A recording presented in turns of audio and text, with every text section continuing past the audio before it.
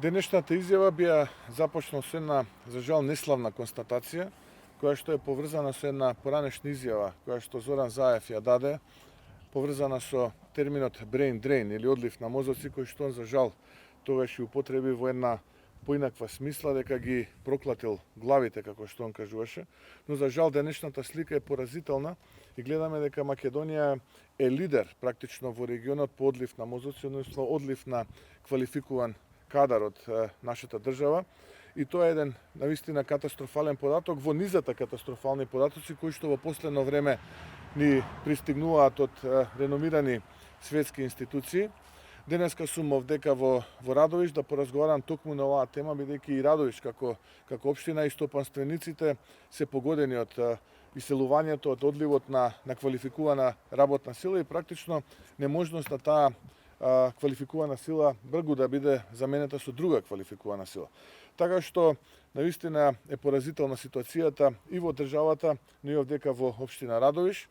Разговаравме овдека во компанијата Алфа Инженеринг, една од поуспешните компании на ниво на општина Радовиш. Разговаравме со собственикот околу реалната економска состојба, околу можностите кои идната влада на ВМРО ДПМН може да му помогне на стопанството. Побаравме негови идеи, размисли, негови проекти кои што цени дека идната влада на ВМРО ДПМН би можела да ги имплементира. Продолжуваме во текот на денот да се состануваме и со други стопанственици одека во општина Радовиш, со превозниците исто така ќе имаме средба, се разбира со граѓани, со активистите на ВМРО ДПМН во рамките на општинскиот комитет, а утре продолжуваме во друга општина овдека во југоисточниот регион.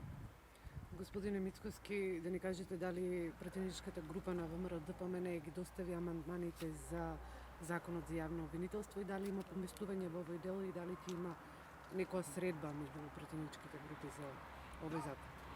Суштински треба да се гледа проблемот, а суштината на проблемот ја изнесоа практично експертите кои што за време на дводневната јавна дебата во рамките на парламентот кажаа што мисли фелата, што мисли експертската јавност, како треба еден реформски закон да изгледа и што не е во согласност со Уставот. Ниту Зоран Заев, ниту Рената Десковска се секунданти, ниту пак луѓе кои што поднесуваат ултиматуми, ниту пак ние сме луѓе кои што ултиматуми прифаќаат, така што сите оние експертски забелешки кои што можеше да ги слушне министерката Десковска, господинот Зоран Заев, можат едноставно преку институциите кои што ги владеат, а тоа е предлагачот во случајот Министерството за правда, да ги преточат во амандмани, во содржина на законско решение и истото тоа законско решение да го поднесат во рамките на процедурите во парламентот и ние како ВМРО ДПМН ќе ги поддржиме. Нашиот став е јасен,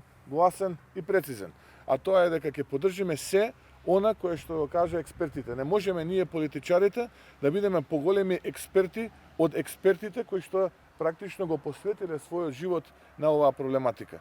Тие имаа јасни, недвосмислени ставови, нека ги инкорпорира предлагачот во рамките на новиот предлог закон за јавното обвинителство и ние како пратеничка група ќе го поддржиме. Нека излезат од матрицата на теснопартиски интереси, нека излезат од матрицата на тоа како да го заштитат криминалот во овие 3 години откако ќе бидат поразени на 12 април, нека работат еднашка барем во интерес на граѓаните и во интерес на општиот интерес на државата, нека го напуштат интересот сопствен и интересот на слугите кои што се околу нив.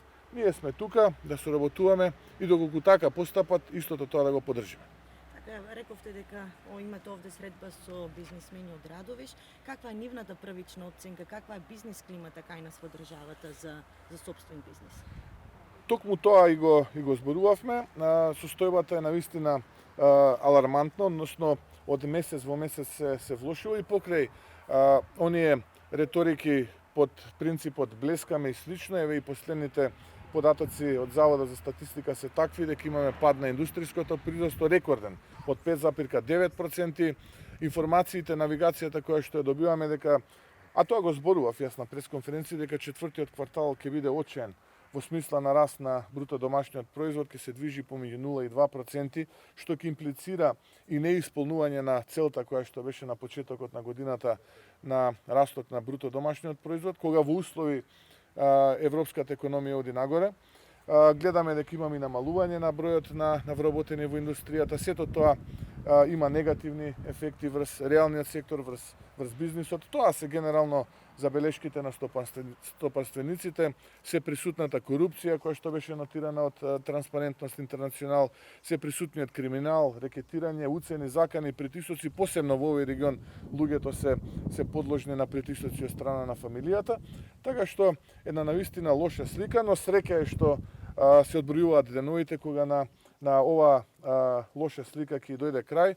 Имаме уште нешто помалку од 70 на дена до 12 април, денот кога ќе победи мудроста на граѓаните и обновата на Македонија.